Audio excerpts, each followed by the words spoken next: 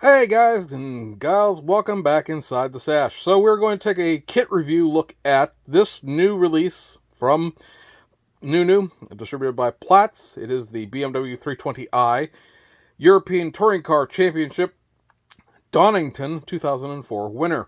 So this is once again a Andy Priok car. This obviously represents his 2004 winning Donington round of the ETCC racing series, the sort of the forerunner, if you will, to the World Touring Car Championship. Now, if you're watching this from the future, we did a review of the base of this kit already. It'll be linked in the description of this, and as I go along with the reviews, because we're going to do a review of the aftermarket for these kits in a different video, I'll create a playlist so you can watch these back in the future. Hopefully there's a future to have. But yes, this kit has a new body, and then one, or really two sets of new parts runners, and that's pretty much it. So this will be a quick little review of the differences between the two, and yeah, then we'll send you guys on your way. Alright, so here we have the sort of history of the car, and talk about this car specifically. So if you want to pause that and read it, you can. And then inside we have the paint numbering, or the paint callouts, I should say, in Mr. Hobby Color lacquer in aqueous, as well as Tamiya over there on the far right. So some things will translate, some things won't in terms of the mixes. There is no burnt iron color in Tamiya's line of paint. But again, if you want to read that, you can pause it. I'm pretty sure the colors are the same colors from the original kit. But, you know, if you want to, you can check that out. And then on the back here is your parts map. Now, the differences between these kits in terms of their differences are a new set of wheels. This Ktree is new. The E-tree, which is the seat, is new. And then, obviously, there's a new set of decals included.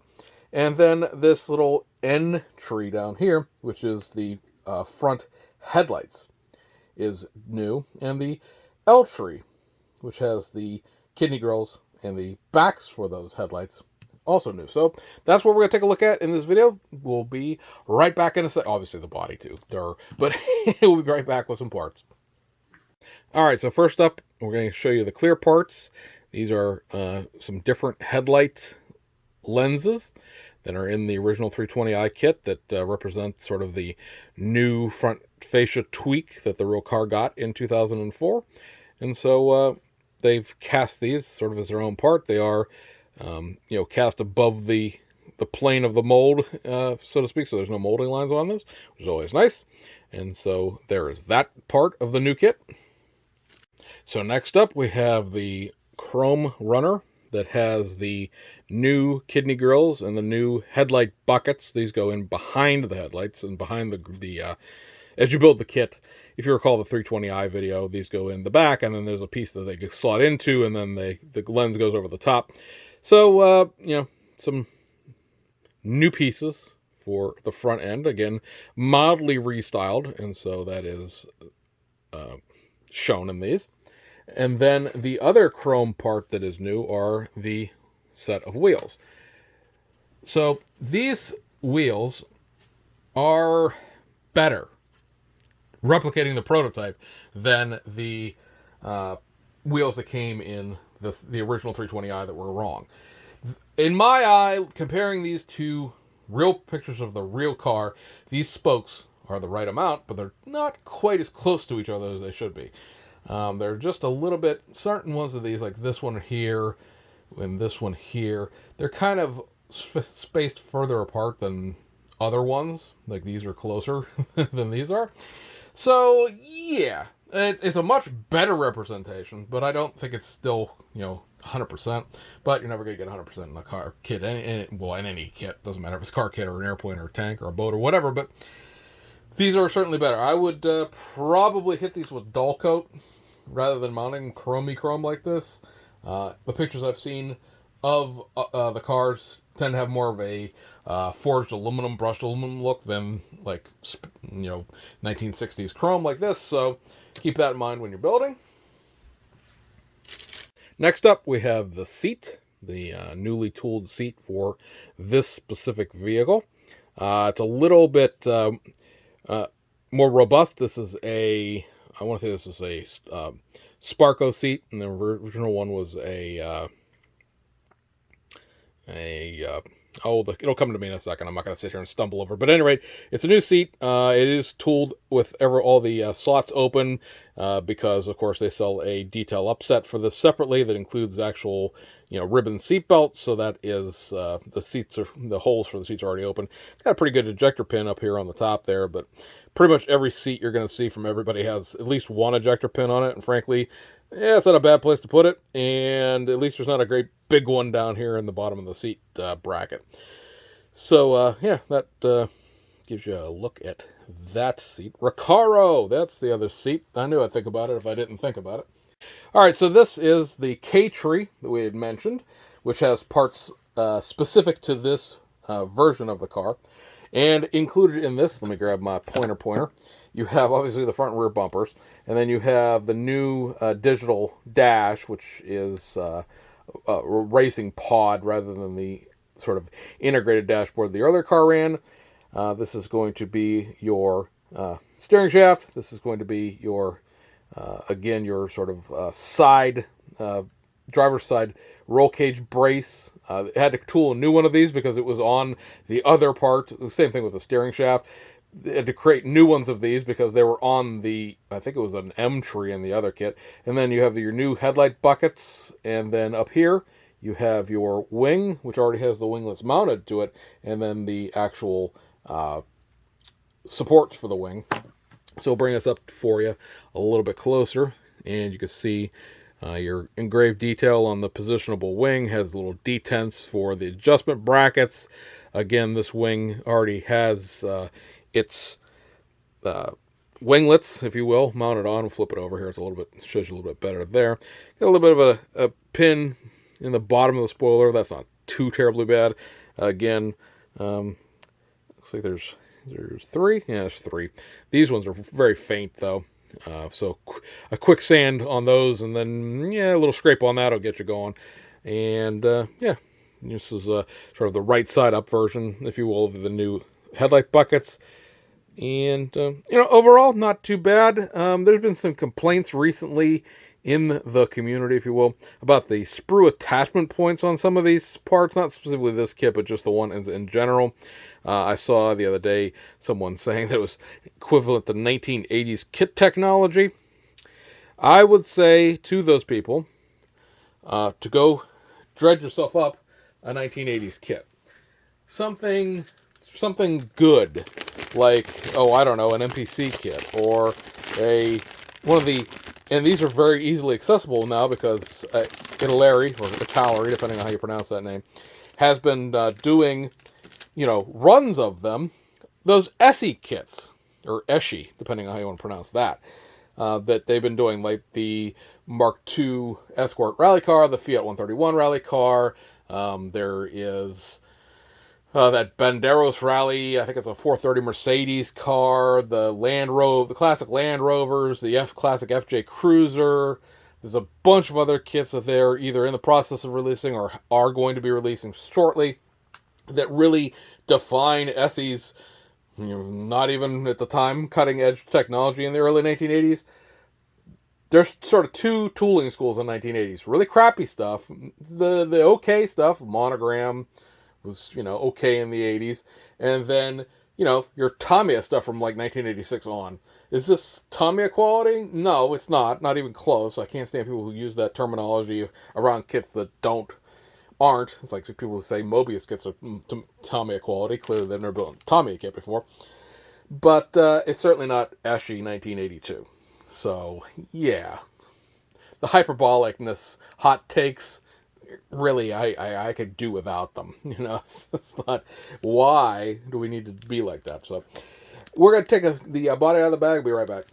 All right. What you came for, right? It is the new body that is included in this kit. I believe this is actually a legit new body, like a whole body shell, because in order for this to be done the way it is, it would require there to be new side tools, for the, obviously, because you're going to see the fender flares as I hold it up here in a second, but clearly you got some flareage going on here. Got, early 400 to wide bodying. There's holes back here in the trunk that weren't there before. The hood pins are in a different location on the hood, which leads me to believe that there's a new top part to this mold too. Now the glass, the greenhouse glass is all the same. There's no change to the glass that goes in the body and the sides of the body, but it does appear that the rest of the body is different. This body is way more polished, both in terms of the molding lines and just like literally being shiny than the original 320 is, which makes me feel that they do, when you complain to them about stuff, they do take it into consideration. So that's a nice thing. So anyway, let's take a look at this. We got these nice big fender flares here on the front. Still got a side turn, still got a side repeater. Whoops, I was just making sure it really was what I was saying it was. I guess, the turn signal's still in here in case you want to take this fat bottom girl out on the road, I guess. But you have, again, this much wider flare along the front edge of the body here. And that goes into a little more pronounced rocker molding. This kit also doesn't seem to have the problem with this door being more indented than the other three. And then you come back here in the back, and you've got these janky-ass J.C. Whitney flares that they threw on here. Anybody who's old enough to remember J.C. Whitney was a great catalog full of junk that you put on your car. They sold other stuff too, but let's face it, most of that stuff was junk. There's even a terminology of, J.C. Whitneying your car. So, yeah. These literally look like somebody took like a truck bud flap and folded it around the corner there. But yeah, that's the prototype to the real car, so it's correct. You have the little mild tweak here to the front end with the new style body lights, or this new style headlight bezels. And again, like I said, these hood pins are different. They were lateral to the car or at least to the running of the car. In the original 320, these are of course run with the car. They're up and down rather than back and forth, if you will. And then, there's a mold line right about here. You can, let's see if we get it in the glare of the light. There it is, right there. That's really the only thing on the front. They've managed to hide the mold lines way better within the body lines. You may recall in the 320 video, if you've watched it, it was a pronounced panel line through here, and it's not. It's in the panel line now. So that's a lot nicer. There's a way less pronounced panel line around where the front of the hood is. Again, you don't want to sand this off because that is where the hood opens on the real thing. So it's way, way less of a step than was in the original 320. And then coming around here to the back, you have, again, the holes here for the brace that holds the trunk lid shut during the race. Your panel line runs across the edge of the trunk line, right on the, the lip, if you will. And then it comes down, like right here with this little bit of bitty flashes. And then you have the rest of it right there on each side. So all in all, that is a much cleaner, much neater, much nicer body casting than the original 320i kit was. In terms of, the 320i kit, the original one, wasn't a pile of dung by any stretch of imagination, but this is better, cleaner, and, more gooder, less worker. I'm all for that.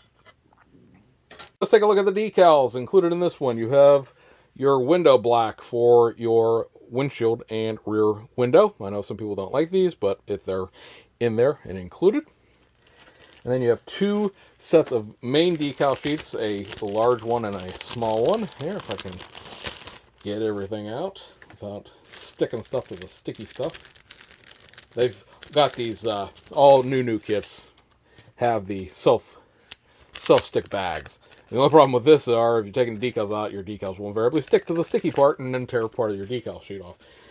So the small one, let's move this a little bit out of the way. The small one has all your printing, basically. Has all of his name calls, the placard for, I believe this is the roof, and then just all your associate sponsorships, car, and it all looks good. All great registry. These they don't print cartograph. They're printing in China somewhere. But I believe they use a similar or the same factory as like SK Decals uses, or LB Production uses, because these are very similar in quality, very similar in working conditions to those decals. So there's that sheet, and then the big sheet has all of the flag decals on it. And these are very, very nice in terms of they're coloring a little pink. They're a little lighter red and lighter blues on camera for some reason. It's probably the overhead fluorescent light. Let me turn that off and see if it'll calm this down a little bit. And yeah, it's a little bit better. There's a little more deeply red than before. But this is, your fenders, over your fenders, part of your roof, part of your trunk. You have to put some of these, read the instructions, make sure you put the decals on prior to assembly in some certain circumstances. I know sort of two schools of doing decals on a model kit. One is to paint the body, put the decals on, and then clear coat the whole mess. I'll fight you with that on certain things because certain things didn't come that way in the time. 2004, this probably would have been vinyl appliques still, not a complete wrap of the whole car. So they'd be shiny, but they would stand out from the paint. They wouldn't be a uniform high gloss 2K finish like a lot of people tend to do.